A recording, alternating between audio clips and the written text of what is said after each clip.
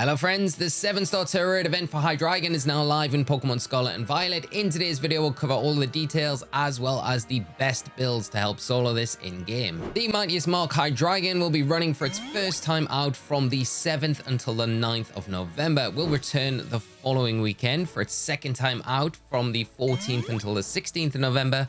And its second time out, it will be joined by 5-star Blissey Tera Raids. So if you do need those additional Tera Shards, it's going to be a good one to take advantage of when it comes around. To access this event in your game, make sure you are connected to the internet, come into your Poké Portal, and then head down into Mystery Gifts. Once you're in this section, come down to check Poké Portal News. This will quickly connect you to the servers, and it will update all of your raid dens in Paldea. And you'll be able to come onto your map and you'll be able to locate that 7-star Tera Raid den and take on Hydreigon. So the build that we're featuring in today's video is going to be Malamar. Is the Dark and Psychic type with a Psychic Tera typing. It is going to have the Shell Bell as the held item for a line of recovery in the raid. And just make sure it is level 100 with all those IVs hyper trained, so they're all set to 31. The moveset is going to be Skill Swap, Calm Mind, Rest, and Stored Power. Make sure that you do PP max stored power. It's just a safety precaution for this raid. And then the EV spread is going to be 252 EVs in HP and in that special defense stat, with the remainder in special attack with a modest nature. And the other important thing is that contrary ability that the Malamar should have. And it should look like this once you've got it trained up in game. Of course, the build, as always, will be down in the description below if you want to take a look at it after the video. And for now, we'll jump into the raid and I'll show you how easily you can take down this Hydreigon with the Malamar. You first come into the raid against the 7-star Hydreigon. It is going to fire off a Snarl to start the raid. That's going to allow this special attack on everything on our side of the field except us. It's going to give us that special attack boost because we still got that contrary ability where it gives us boosts for drops and drops for boosts. Now, what we're going to do is kindly give this contrary to the Hydreigon. Turn 1, we're going to skill swap. So later on the raid, when it starts setting up those nasty plots and things like that, it is going to weaken itself, and it'll do the same with the Dragon Dance when that is set up as well. So it makes it a little bit easier to get the Malamar set up in this raid. And the Belly Bolt is really important because it is going to set up light screen, making it easier for us to take these special attacks from the Hydreigon as we do get set up. Hydreigon only going to nullify its stats once in the raid, and that is on 82% of the raid timer. And then after that, it's gonna nullify our stats at 55% of its HP remaining. So just keep an eye on your HP at this point. We're just gonna continually set up these Calm Minds and get ourselves into a position where we are able to do a lot more damage with that stored power later in this raid. And remember, more attack boosts that we've got, the more this attack is gonna do essentially.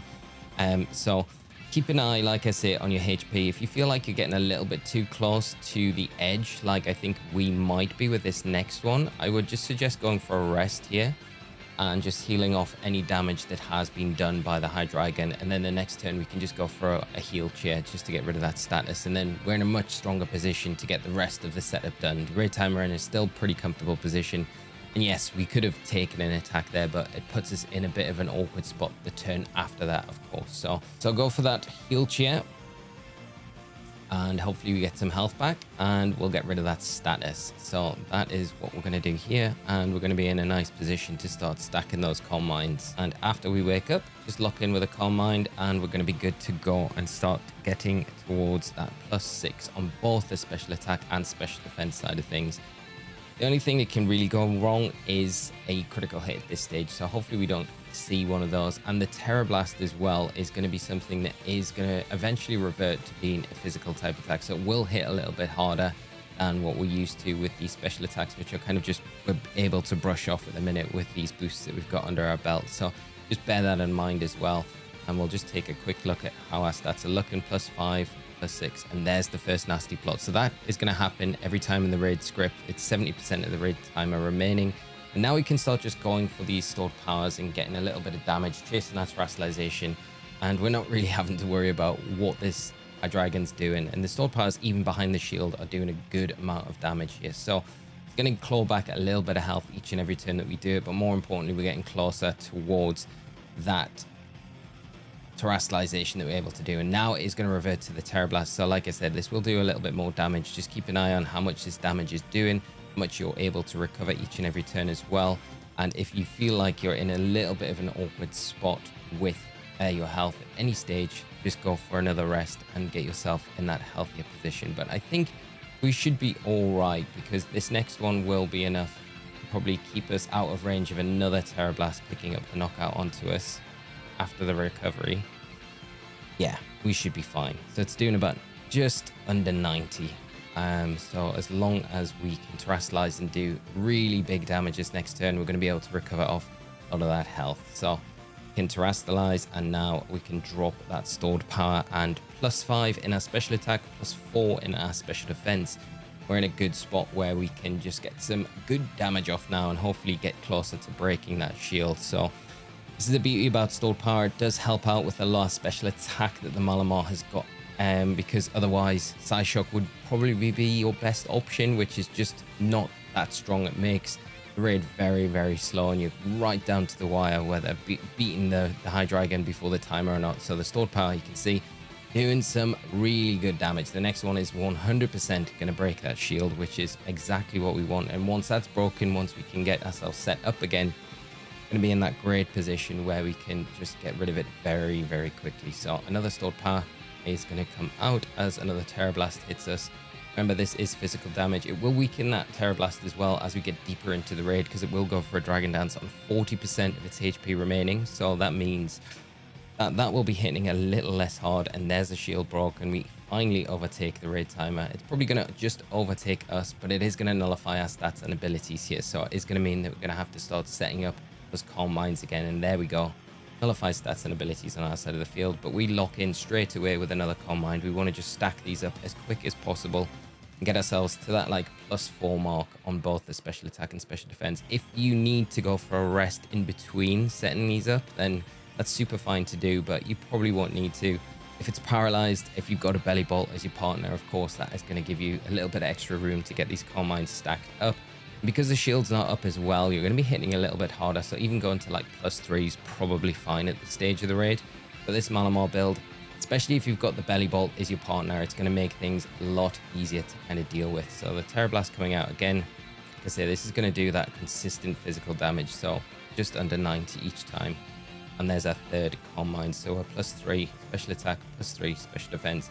And to be honest, this is probably enough. I normally go to +4, +5 just to get that extra damage, but stacking up these boosts is probably fine without the shield there now to just chip away, get that health back that we kind of need, and also get rid of this Hydreigon before that timer gets any lower. Like I say, this next one probably will put it in that 40% range where it goes for the Dragon Dance, so that Tera Blast becomes a little bit less scary going forward in the rest of the raid.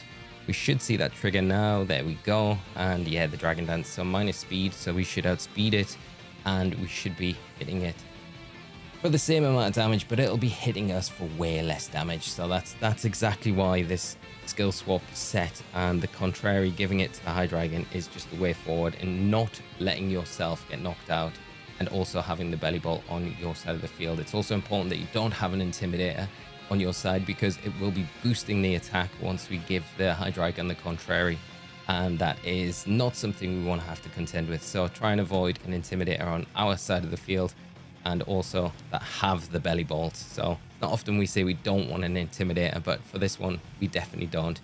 This last stored power is going to be the one that is going to allow you to take this Hydreigon down. The paralysis has helped. It's not essential in this raid. You can do it without the paralysis. It's just having belly bolt, you're naturally going to have the opportunity to paralyze the opponent quite often, and this last one should be the one to do it. And let me know what ball you're going to catch your Mighiest Mark Hydreigon in.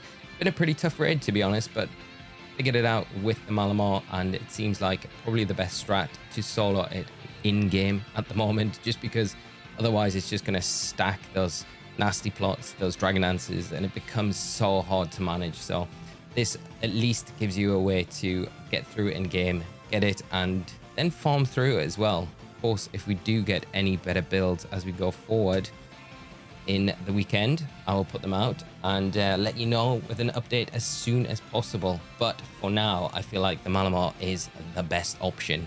I've went for a Moonball. It looks good in a Moonball, I think. Probably not as fitting for a Moonball, but I do like a Moonball, and I'd love to hear what you've got your Hydreigon in. Remember as well, you're going to have the reward drops as well. You're going to have a a good 3% chance for any Herba Mystica to drop alongside it with all the level up candies and other high cost items. So there is the Hydreigon, easily done in game. You can see it comes with that poison Tera typing. It is going to have the moveset of Tera Blast, Dog Pulse, Dragon Pulse and Earth Power. Has got the ability Levitate, and it is going to be Immodest Nature and has the Mighiest Mark that you can activate. So it is going to be Hydreigon the Unrivaled when you throw it out into battle. Now if you want to respawn the den because you want to get one on your map at a time, then just hit your home menu, then come down into your system settings, down into system, down into date and time. Make sure your synchronized clock via the internet's off.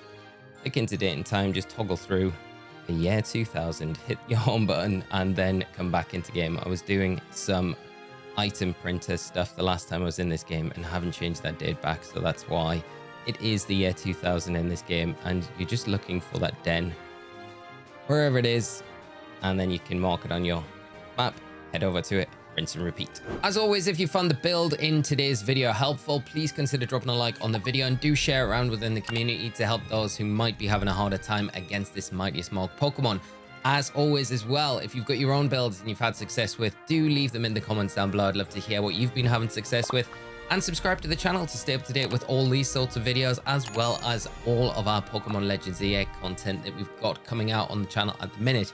Thank you so much for tuning in, friends. It's nice to be back with 7-star Tera raids. Good luck taking down this Mighiest Mark Hydreigon, and I'll see you all in another video very soon. So until then, friends, take care of yourselves, and bye-bye.